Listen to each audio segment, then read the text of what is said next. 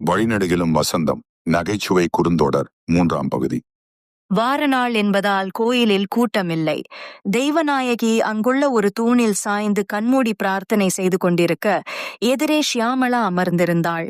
கையில் 2 துண்டாக இருந்த பூச்சரத்தை இணைத்து தலைக்கு கொண்டு சென்றவள் வாயில் கவ்வியிருந்த ஹேர்பின்னை எடுத்து தலையில் செருகிக் கொண்டாள். மெலிதாய் ஒலித்த ஆன்மீக பாடல் இதமாக இருந்தது. அம்மா சிறிது நேரம் ஆசுவாசப்படுத்திக் கொள்ளட்டும் என்று ஷியாமளா அமைதியாக இருந்தாள். அவ்வப்போது வந்த பக்தர்களுக்கு தீபாராதனை காட்டிய அர்ச்சகர் ஸ்பீக்கரில் வழிந்த பாடலை மென்மையாக முணுமுணுத்துக் கொண்டிருந்தார்.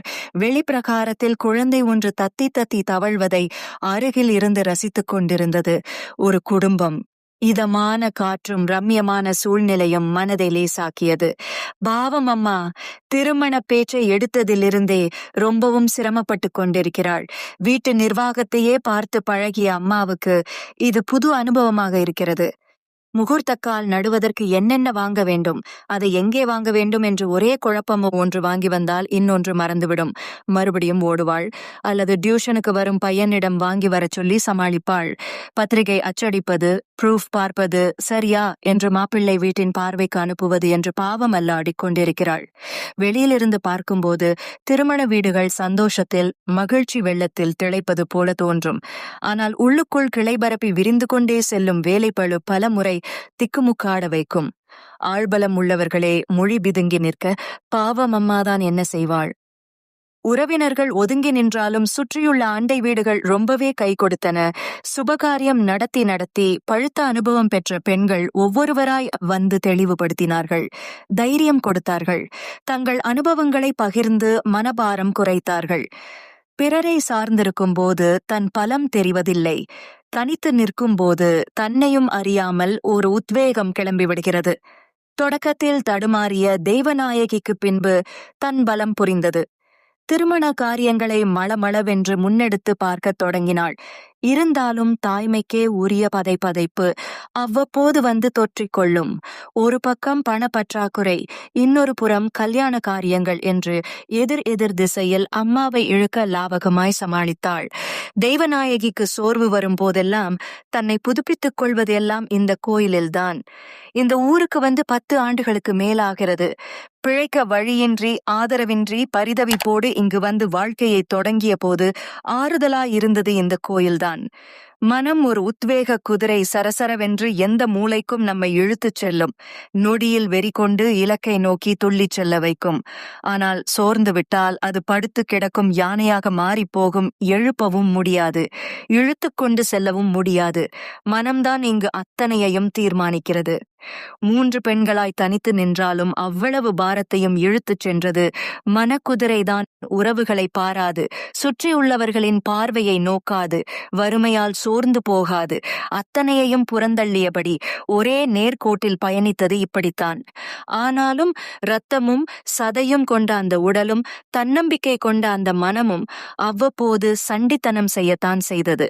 அப்போதெல்லாம் தெய்வநாயகியை தாங்கி நிற்பது இந்த கோயில் தூண்தான். கணவரை இழந்து தனிமரமாய் 2 குழந்தைகளுடன் வந்தபோது மெய்யுருகி வணங்கிவிட்டு இந்த தூணில்தான் சாய்ந்து உட்கார்ந்தாள். அப்போதே அவளது மனம் கம்பீரமாய் நிமிர்ந்து நின்றது. மூலவரிடம் பலரும் உருகிப்போய் வேண்டிக் கொண்டிருக்க தெய்வநாயகிக்கோ இந்த தூணே குதிரை பலம் கொடுத்தது. விண்ணென்று திமிரிக்கொண்டு பாய்ந்தோடும் வல்லமை தந்தது. தெய்வநாயகி தூணில் சாய்ந்தபடி வெகுநேரம் இருக்க, தூணில் சாய்ந்தபடியே அம்மா தூங்கிவிட்டாளோ என்று ஷியாமளாவிற்கு முதல் முறையாக சந்தேகம் வந்தது.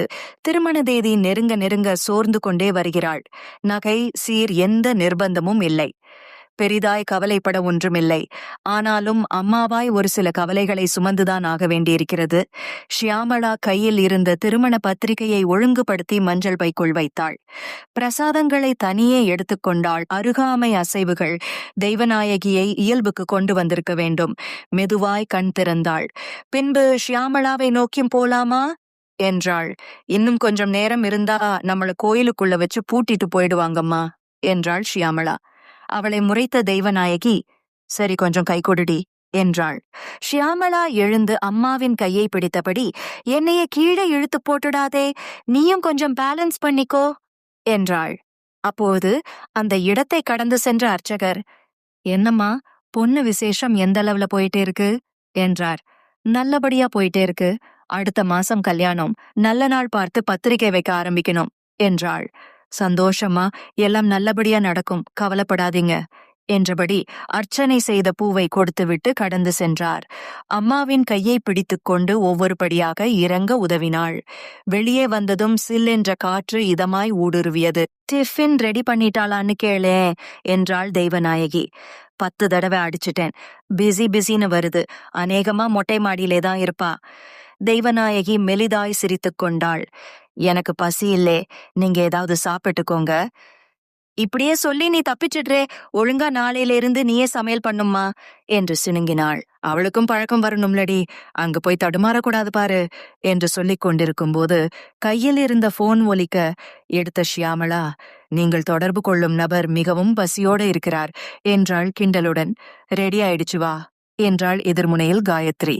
என்னடி பண்ணிருக்க? கிச்சடியும் தேங்காய் சட்னியும்.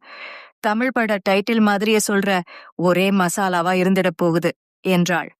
டேஸ்ட் பார்த்துட்டேன், நல்லாதான் இருக்கு என்ற காயத்ரி திடீரென்று இருடி அவர் லைன்லே வர்றாரு என்றபடி இணைப்பை துண்டித்தாள். சலிப்போடு போனை பேக்கில் போட்டவள், பிசாசு, சட்னிலே பூண்டு போட்டிருக்கியா, இஞ்சி போட்டிருக்கியான்னு கேட்கறதுக்குள்ளே கட் பண்ணிட்டா என்றாள். தொடக்க நிலை தடுமாற்றங்கள் தெய்வநாயகிக்கு குழப்பத்தை ஏற்படுத்தினாலும் அடுத்தடுத்த நிலை அவள் வசப்பட்டது. தூண்டுதல்தான் சிரமம். தூண்டியதும் அதுவாய் பற்றி கொள்ளும் திரியாய் காரியங்கள் நகரத் தொடங்கின. வீட்டிற்கு பெயிண்ட் அடித்தல், வாழை மரம் கட்டுதல், வந்தவர்களை உபசரிக்க சிற்றுண்டி, உணவிற்கான ஏற்பாடு, மண்டபத்திற்கு சீர்வரிசை கொண்டு செல்ல, மாப்பிள்ளை அழைப்பு, பெண் வீட்டு விருந்து என்று ஒவ்வொன்றாய் காரியங்கள் இவர்களை இழுத்து கொண்டு சென்றது. அண்டை வீடுகளும் ஒத்தாசைக்கு வர இவர்களுக்கு இன்னும் தைரியம் வந்தது. ஒவ்வொன்றையும் தானே செய்து கொண்டிருந்த தெய்வநாயகிக்கு சுற்றியுள்ளவர்களின் அருகாமை இன்னமும் தெம்பை தந்தது. விடிந்தால் திருமணம். மண்டபமே களை கட்டியது. பட்டுச்சேலையும் ஸ்பீக்கரில் வழிந்த மெல்லிசையும் குழந்தைகளின் ஓட்டமும் மல்லிகை மணமுமாய் நிமிடங்கள் சுவாரஸ்யங்கள் காட்டின. நகரின் பெரிய மண்டபம் இது. 2000 பேரையும் சமர்த்தாய் உள்வாங்கிக் கொள்ளும் பெரிய ஹால். எங்கு அமர்ந்தாலும் மேடையை மறைக்காத அளவிற்கு அமைக்கப்பட்டிருந்த தொழில்நுட்ப வடிவமைப்பு, ராட்சத சரவிளக்கு, மின்னி மின்னி நகர்ந்து செல்லும் குட்டி விளக்குகள் என்று பார்ப்பவர்களை பிரமிக்க வைத்தது. மேல் தளத்தில் சுற்றிலும் ஏகப்பட்ட அறைகள், பெண் வீட்டார், மாப்பிள்ளையின் உறவினர்கள் என்று பலருக்கும் இடம் ஒதுக்கப்பட்டது. வந்த உறவுகள் அனைத்தும் வியந்து போனது. தெய்வநாயகியின் பெண்ணுக்கு வந்த வாழ்வை நினைத்து பூரித்தது. மாலையில் ஸ்நாக்ஸ், இரவில் டிஃபன், அதிலும் ஏகப்பட்ட வெரைட்டி என்று டைனிங் ஹால் கலகலத்தது. விடிந்தால் திருமணம். முன்தினம் இரவில் காயத்ரி ஏசி அறையில் அலங்காரத்தை கலைத்துக் கொண்டிருந்தாள். 10 பேர் வரை தாராளமாக தங்கிக் கொள்ளக்கூடிய அறை அது. காயத்ரி, தெய்வநாயகி, ஷியாமளா மட்டுமல்லாது நெருங்கிய உறவுகளும் அங்கேயே தங்கிக் கொண்டனர். கடந்து வந்த பாதை, காலையில் நடைபெறவுள்ள திருமணம், குடும்ப அனுபவம் என்று ஒவ்வொருவரும் சுவாரஸ்யமாய் பேசிக்கொண்டே செல்ல நேரம் சென்றதே தெரியவில்லை. குளிர் கம்மியாயிருக்கு, 2 பாயிண்ட் குறைச்சு வச்சுக்கிறேன் என ஷியாமளா நடுநசியில் எழுந்து ரிமோட்டை எடுத்து இயக்கினாள். சுற்றியுள்ள பலரும் தூங்கிக் கொண்டிருக்க காயத்ரியை எழுப்பினாள். 2 முறை முயன்றும் முடியாததால், என்னடி இப்படி தூங்குறே, அத்தான் 2 தடவை கூப்பிட்டாரு என்றாள். ஐயோ என்று பதறி எழுந்த காயத்ரி அங்கே இங்கே என்று மொபைலை தேடி எடுத்து பின்பு மொபைல் ஸ்கிரீனை உற்று பார்த்துவிட்டு, ஆண்டி இப்படி பொய் சொல்றே, கண் எரியுது என்றாள் சலிப்பாக போனை தூக்கி போட்டபடி. இன்னைக்கு கூட்டம் பூரா உன்னைய மொய்ச்சிட்டாங்க. உன் கூட இருந்த மாதிரியே இல்ல. இன்னைக்கு தான் நீ நம்ம வீட்ல இருக்கிற கடைசி நாள். ப்ளீஸ் 10 நிமிஷம் என்கிட்டே பேசிட்டு தூங்கே என்றாள். காயத்ரியின் கையை பிடித்து ஷியாமளா கென்ற. அவளின் மனம் இளகியது. வயதில் சின்னவள் என்றாலும் இவளின் பேச்சும் சாதுரியமும் பல கவலைகளை துரத்தியுள்ளது. மனதை லேசாக்கியிருக்கிறது. தூக்கம் சட்டென்று விலக போர்வையை விலக்கிவிட்டு எழுந்தாள். வா, மொட்டை மாடிக்கு போகலாம். போனார்கள். மொட்டை மாடியில் நின்று பார்த்தபோது நகரம் முழுவதும் மினுக் மினுக் என்று விளக்குகள் மின்னிக் கொண்டிருந்தது. சில்லென்ற காற்று உடலையும் மனதையும் வருடியது. தூரத்தில் இருந்த தியேட்டரில் இருந்து ரசிகர்கள் பலரும் வெளியேறிக் கொண்டிருந்தனர். என்னடி திடீர்னு என்று ஆரம்பித்தாள் காயத்ரி. நாளையிலிருந்து நீ திருமதி, அங்க போயிடுவ, அதான் கொஞ்சம் பேசணும்னு தோணுச்சு என்றாள் ஷியாமளா. ஏண்டி ஃபீல் பண்ற? கல்யாணம் ஆகிட்டாக்கா இல்லேன்னு ஆயிடுமா? அந்த அர்த்தத்திலே சொல்லல. இன்னைக்கு இந்த செகண்ட்ல சில விஷயங்களை ஒன்ட்ட பேசணும்னு தோணுச்சு என்றபடி கையை கட்டிக்கொண்டு கைப்பிடிச்சவர் அருகே சென்றவள் முதுகை காட்டியபடி நகரை வெறித்துப் பார்த்தாள். பின்பு பேசத் தொடங்கினாள். 10 வருஷத்துக்கு முன்னாடி எப்படி இருந்தோம் நினைச்சு பாரு. எவ்வளவு போராட்டம், எவ்வளவு பிரச்சனை, சாப்பாட்டுக்கு வழி இல்ல, நல்ல ட்ரெஸ் இல்லே, சமூகம் நம்மள பார்த்த பார்வை. இன்னைக்கு இந்த அளவுக்கு இருக்கோம்னா சந்தோஷமாயிருக்குடிமிர என்றபடி காயத்ரியை நோக்கி திரும்பினாள்.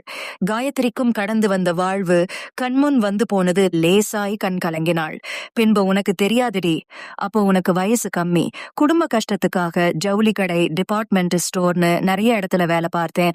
படிப்புக்கு ஏத்த வேலைக்காக நான் நிறைய ஏங்கி தவிச்சேன். அது கிடைக்கிற வரைக்கும் நான் எவ்வளவு நொறுங்கி போய் இருந்தேன் தெரியுமா? ஷியாமளா கவலையாய் அவளை ஏறிட்டாள். பின்பு, இல்லடி உன்னை சங்கடப்படுத்தணும்னு பழசை கிளறல. நமக்கு இருந்த பொருளாதார சிக்கல்ல ஆளுக்கு ஒரு புறம் பஞ்சாய் பிரிஞ்சு சின்ன பின்னப்பட்டு போயிருப்போம். ஆனா பாரேன், நல்லா வந்துட்டோம் என்றாள் பெருமிதமாய். உண்மைதாண்டி. வெறி பிடிச்ச மாதிரி உழைச்சு போராடி ஜெயிச்சு ஒரு இடத்துல நின்னு கடந்து வந்த பாதைய, வந்த கஷ்டத்தை நினைக்கிறதும் ஒரு அனுபவம் தான் திடீர்னு மனசுல பட்டது.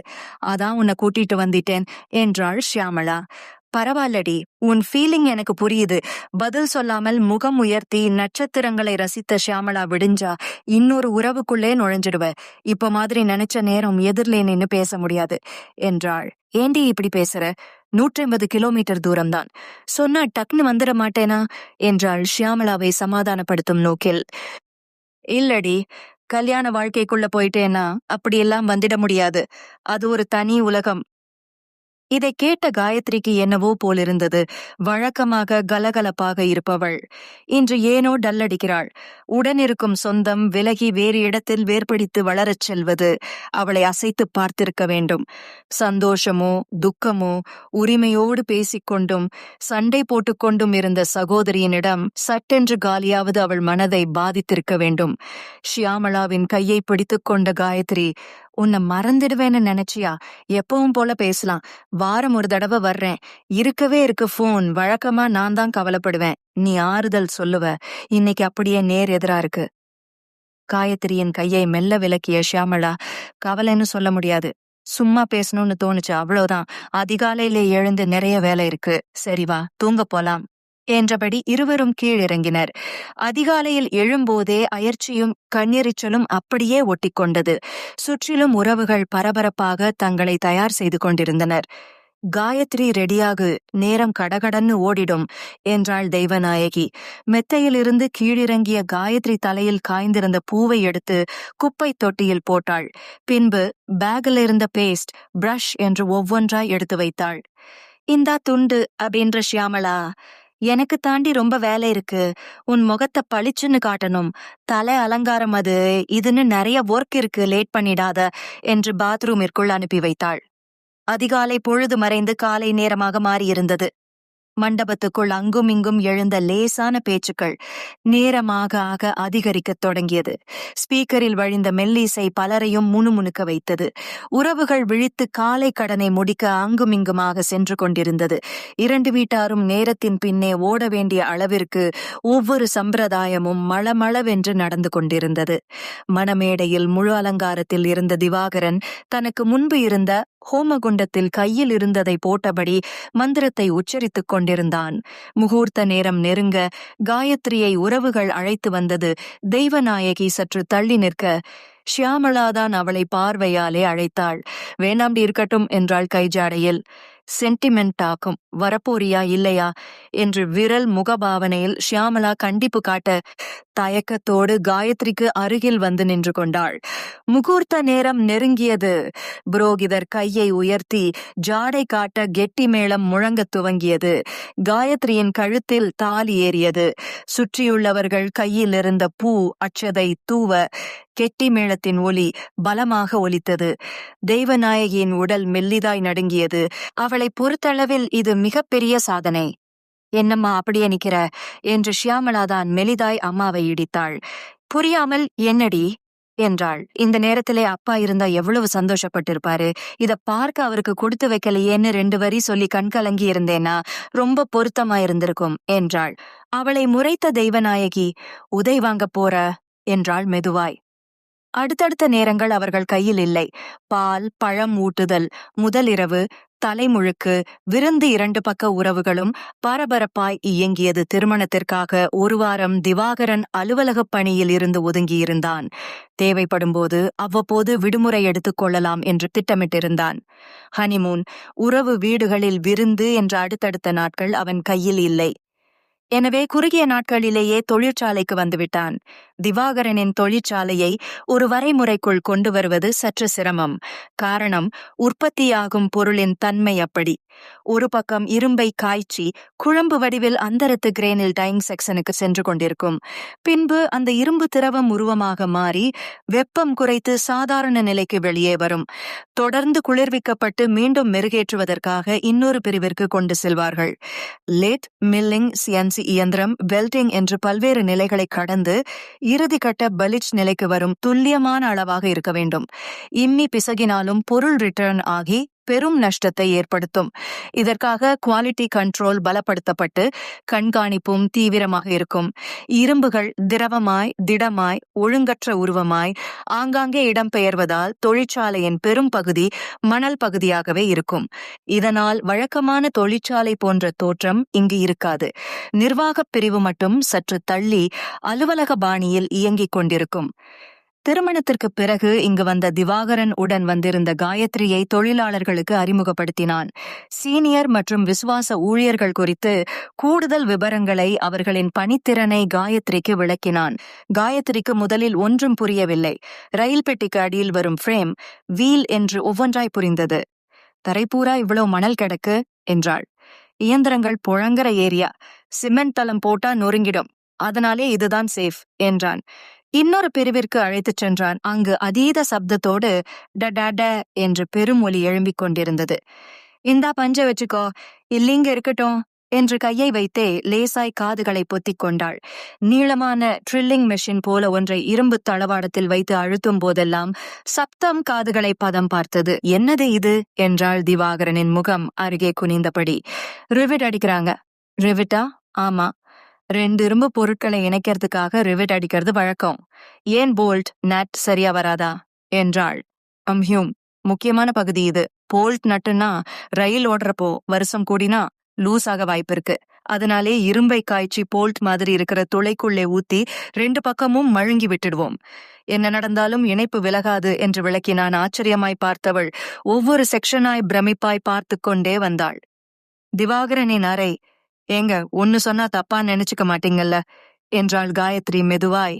மெத்தையின் இன்னொரு புறம் அமர்ந்து லேப்டாப்பை கவனித்துக் கொண்டிருந்த திவாகரன் முகத்தை திருப்பாமலே சொல்லுப்பா என்றான். முழங்காலிட்ட நிலையிலே மெல்ல மெல்ல நகர்ந்து அவனுக்கு அருகில் சென்றவள் தோள் மேல் கை போட்டபடி, சும்மா எனக்கு தோணுச்சு, தப்புன்னா செய்ய வேண்டாம் என்றாள் தயக்கத்தோடு. காயத்ரியை கேள்விக்குறியோடு பார்த்தவன், பரவாயில்ல சொல்லு என்றான். ஏங்க, நம்ம இண்டஸ்ட்ரீஸ்ல சில மாற்றங்களை செஞ்சா நல்லா இருக்கும்னு தோணுது என்றாள். லேப்டாப்பில் இருந்து கண்ணை விலக்கிய திவாகரன் காயத்ரியை ஆச்சரியமாக பார்த்தான். 2 மாசமா தொழிற்சாலைக்கு வரும் காயத்ரி ஒவ்வொன்றையும் ஆச்சரியமாய் பார்த்து கேட்டு கேட்டு தெரிந்து கொள்வாள். புதுசா தொழிற்சாலையை பார்ப்பவர்களுக்கு இந்த ஆர்வம் சகஜமானதுதான் என்று சாதாரணமாக இருந்தான். ஆனால் இப்போது ஏதோ ஆலோசனை என்கிறாளே என்று எண்ணியவன், சொல்லு காயத்ரி, கேட்போம் என்றபடி லேப்டாப்பை மூடினான்.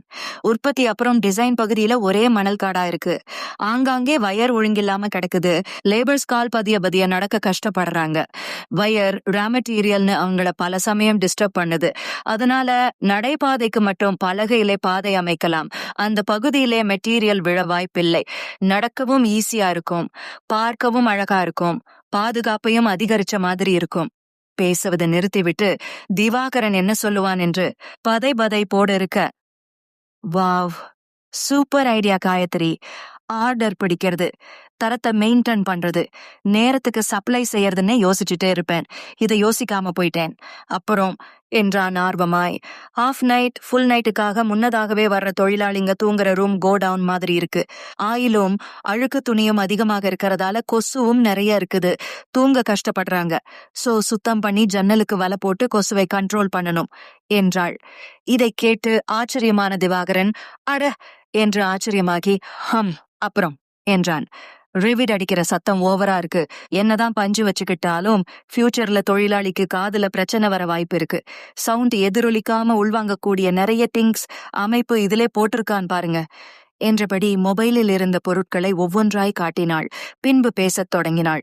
ஒர்க்கிங் பிளேஸ் அதிக ஹீட், அதனால குடிக்கிற தண்ணியில குளிர்ச்சி ஏற்படுத்துற இயற்கை பொருட்களை போட்டு வைக்கிறது என்று அகலமான போன் ஸ்கிரீன் முகப்பை ஒவ்வொன்றாய் பக்கவாட்டில் தள்ளியபடி காட்டினாள். வாவ் என்றான் திவாகரன். விற்பனையை கவனிச்சுட்டு இருந்தனால இது மாதிரி விஷயங்கள் தெரியாம போயிட்டுச்சு என்றவன். உடனே இம்ப்ளிமெண்ட் பண்ணிடலாம், நீயே பர்ச்சேஸ் பண்ணி உன் டேஸ்டுக்கு மாற்றம் செஞ்சிடு என்றான். அப்புறம் இன்னொரு விஷயம் என்றாள் காயத்ரி. சொல்லு. ரா மெட்டீரியல்ஸ் நிறைய வேஸ்ட் ஆகுது பிசிரா, பிட்டாய் சிதறி கிடக்கும். இதெல்லாம் வெயிட்டுக்கு தான் விக்கிறீங்க. மறுபடியும் இதை உருக்கி உருமாற்றி சின்ன சின்ன பொருட்களா மாத்தலாம். தற்செயல சைனா வெப்சைட்ல பார்த்தேன். குறைவான செலவிலே எவ்வளவு அற்புதமான பொருட்களை தயாரிக்கிறாங்க தெரியுமா? நம்ம தரம் மார்க்கெட்டை ஸ்ட்ராங்கா பிடிச்சிடும் என்றாள். திவாகரன் அசந்து போய் அவளை பார்த்து கொண்டே இருந்தான். டாக்ஸ் ப்ராப்ளம் வரும், அதனாலே அம்மா பேர்ல ஒரு சிஸ்டர் கன்சர்ன் ஆரம்பிச்சு அதை ஒரு பக்கம் ரன் பண்ணலாம் என்றாள். எப்படிடி இப்படி? இதுக்குத்தான் பொண்டாட்டி வேணுங்கிறது. உனக்கு என்னென்ன தோணுதோ எல்லாத்தையும் தயார் பண்ணி வை. என்ன தேவை, எவ்வளவு முதலீடு, மார்க்கெட்டிங் எல்லாத்தையும் ரெடி பண்ணு. சீக்கிரமே ஆரம்பிச்சிடுவோம். நிஜமாவா என்று முகம் மலர்ந்தவள். அதிக பிரசங்கியா பேசிட்டோம்னு உள்ளுக்குள்ள உதறலா இருந்துச்சு. தேங்க்ஸுங்க என்றாள் மகிழ்ச்சியில். பின்னர் ஒழுங்கில்லாமல் கிடந்த தலையணையை சரி செய்தாள். அலையலையாய் கிடந்த மெத்தை விரிப்பை இழுத்து விட்டாள். வாவ் என்றான் திவாகரன். இப்போ நான் எதுவுமே சொல்லலையே, எதுக்காக பாராட்டுறீங்க என்றாள் புரியாமல். இந்த வாவ் உனக்கு என்றவனின் கண்கள் தன் மீது ஊடுருவுவதைக் கண்டதும் அவள் முகம் வெட்கத்தில் சிவந்தது.